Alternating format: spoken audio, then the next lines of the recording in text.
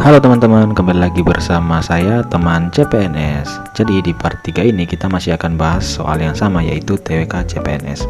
Tanpa berlama-lama lagi, mari kita lanjut ke soal pembahasannya. Let's go. Oke, mari kita bahas soal nomor 21 ya. Aurel adalah perempuan yang memerhatikan penampilan. Ia tidak suka memakai pakaian berwarna mencolok maupun warna tersebut cocok dipakainya. Warna kulitnya yang kuning lasat sehingga memikat banyak laki-laki yang melihatnya. Kata berimbuan yang penulisannya kurang tepat pada wacana tersebut menurut KBBI adalah ini kita udah bisa lihat ya kalimat mana yang tidak sesuai dengan KBBI ya. Memerhatikan. Kenapa? Karena mencolok ini sudah benar ya, sesuai dengan KBBI. Kalau memikat ini imbuhan me ditambah dengan kata dasarnya yaitu pikat ya. Kalau ini sama juga, imbuhan me ditambah kata dasarnya adalah pakai ya. Kalau misalkan ini, nah ini harusnya itu me ditambah dengan kata dasarnya itu perhatikan ya, perhati ditambahkan, jadi menjadi memperhatikan ya. Jadi jawabannya adalah D ya. Kalau melihat ini juga sebenarnya udah benar ya, me ditambah kata dasarnya dengan lihat ya, ini EYD lah. Oke, mari kita lanjutkan ke nomor 22. Jadi pertanyaan adalah tokoh-tokoh yang berperan dalam proses penyusunan teks proklamasi adalah apa? Oke, jadi mari kita analisis jawabannya. Bagian A, Soekarno, Hatta, Ahmad Subarjo, dan Sayuti Melik. Ini salah teman-temannya, karena Sayuti Melik ini dia itu bukan perumus ya, dia hanya mengetik ya, ini pengetik. Nah, kalau Soekarno dan Hatta ini kurang lengkap ya, karena Ahmad Subarjo juga terlibat di sini ya. Jadi ini kurang lengkap. Oke.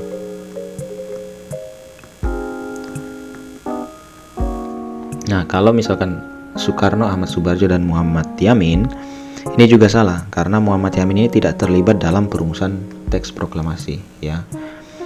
Soekarno Hatta dan Ahmad Subarjo, nah ini itu benar ya teman-teman ya, karena kalau misalkan kita ingat lagi, ada trio perumus ya, ada namanya trio perumus ya.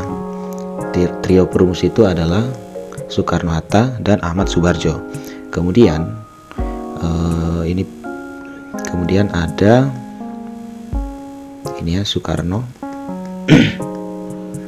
Hatta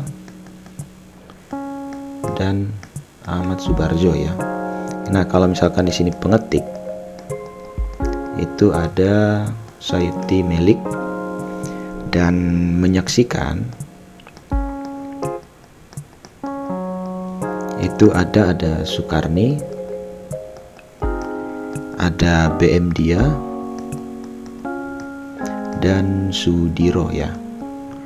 Jadi nah ini salah ya, karena Soekarni itu cuman pemerhati. Jadi jawabannya adalah D ya. Mas nomor 24 ya. Sistem pemerintahan negara berdasarkan UUD didasarkan pada 7 kunci pokok yang bukan termasuk 7 kunci pokok pada sistem pemerintahan negara, yaitu kita harus hafal ya, 7 kunci pokok itu ada apa aja gitu. Yang pertama itu adalah negara hukum ya. Jadi segala tindakan itu harus mengikuti hukum yang berlaku. Yang kedua adalah sistem konstitusional ya, sistem konstitusional. Jadi pemerintahan ini diatur sesuai dengan konstitusi atau hukum dasar, yaitu Undang-Undang 1945. Nah, yang ketiga itu ada kedaulatan rakyat. Kedaulatan rakyat di sini itu artinya bahwa kekuasaan itu berada di tangan rakyat ya, yang pelaksananya itu adalah MPR ya. Nah, yang keempat di sini adalah presiden dipilih rakyat ya.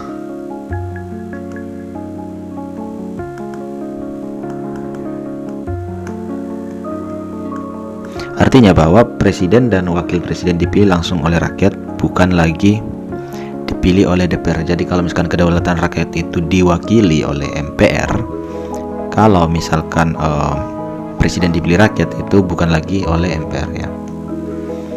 Ini presiden tidak bertanggung jawab ke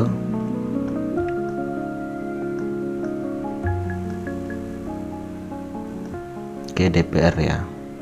Artinya bahwa presiden ini bertanggung jawab ke rakyat ya, jadi bukan DPR. Ini menteri sebagai pembantu presiden.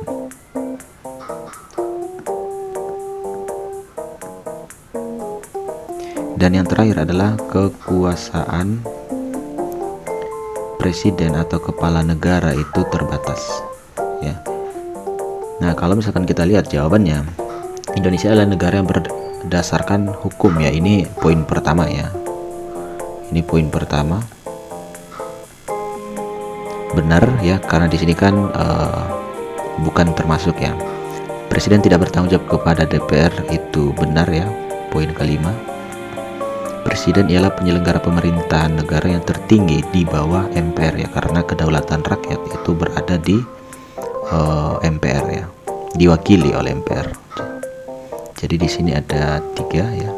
Sistem konstitusional ada 2. Berarti jawabannya adalah E ya. Kekuasaan kepala negara tidak terlampaui, karena kalau misalkan kekuasaannya tidak terlampaui, maka ini sangat berbahaya ya. Oke, lanjut. Nomor 25. Amnesti merupakan hak prerogatif presiden di bidang hukum dan seterusnya. Berdasarkan Undang-Undang 1945, setiap pemberian amnesti harus disetujui oleh mari kita lihat jawabannya satu persatu. Jadi kalau misalkan amnesti itu harus disetujui rakyat, ini tidak ya. Ini tidak. Kenapa? Karena semua mekanisme itu harus melalui DPR ya.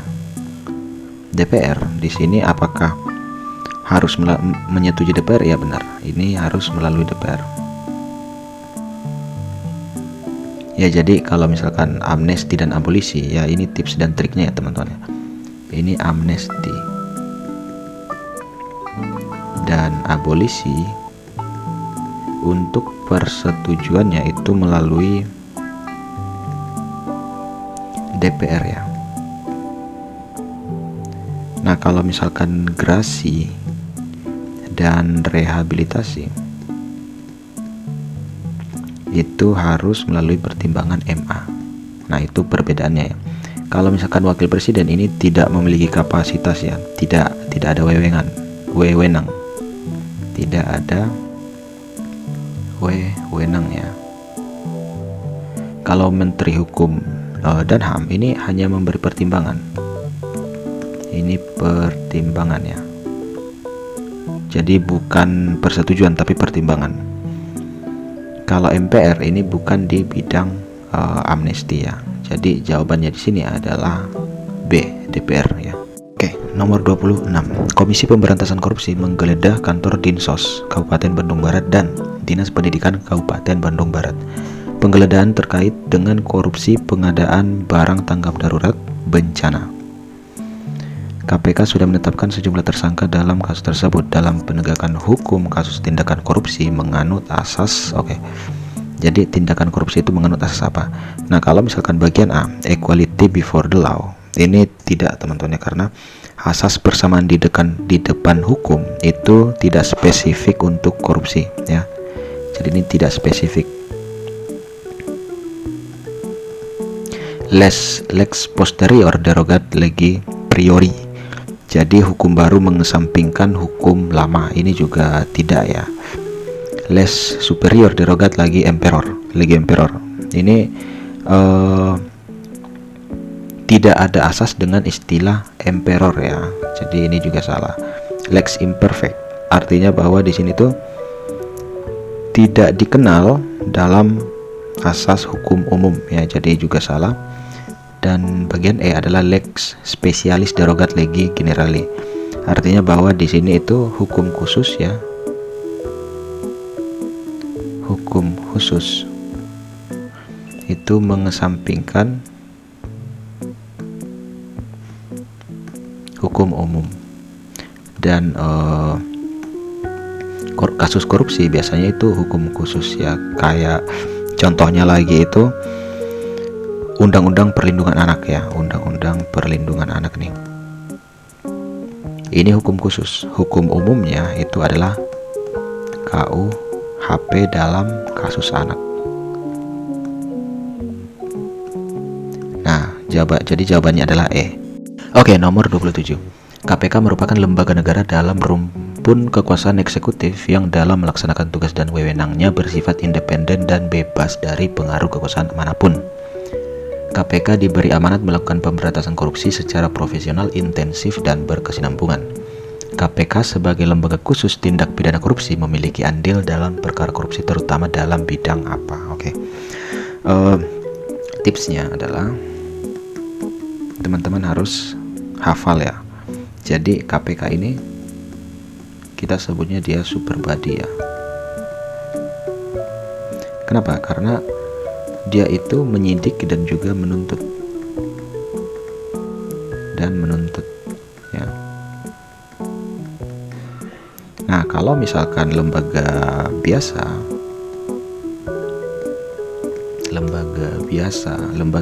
itu ada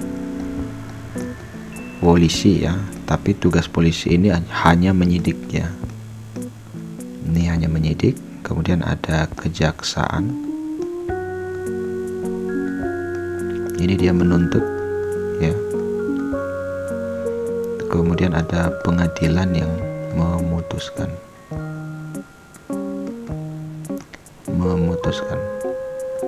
Jadi teman-teman harus hafal nih tipsnya. Nah, mari kita lihat di pilihannya ya.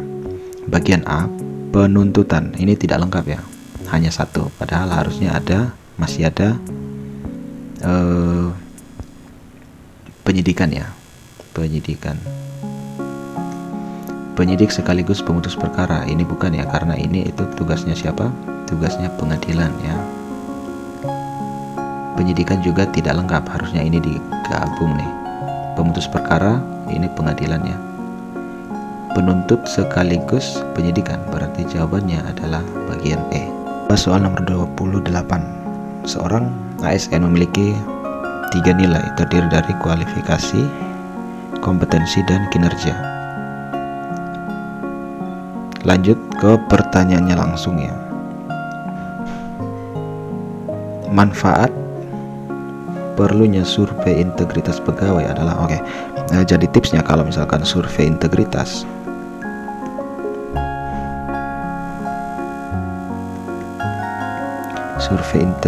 itu tujuannya adalah untuk fokus pada pencegahan korupsi ya. Korupsi dan evaluasi risiko. Jadi pilih opsi yang mengandung kata korupsi atau integritas ya. Kita bahas bagian A. Sebagai kontrol kinerja pegawai dalam institusi. Ini terlalu umum ya, bukan tujuan utama survei ini. Bagian B, menjadi tanggung jawab institusi untuk menjagamu marwah ya, murwah. Tidak spesifik juga. Sebagai pembentuk karakter yang ingin dicapai oleh institusi terhadap pegawai, bukan tujuan langsung survei integritas ya. Menjadi bahan evaluasi kerja untuk menghindari tindakan korupsi. Nah, ada kata korupsi ya, jadi jawabannya adalah D. Oke. Modal perencanaan pembangunan sumber daya manusia sih terlalu luas ya, jadi jawabannya D. Pada nomor 29 ini adalah peristiwa Rengas Dengklok ya.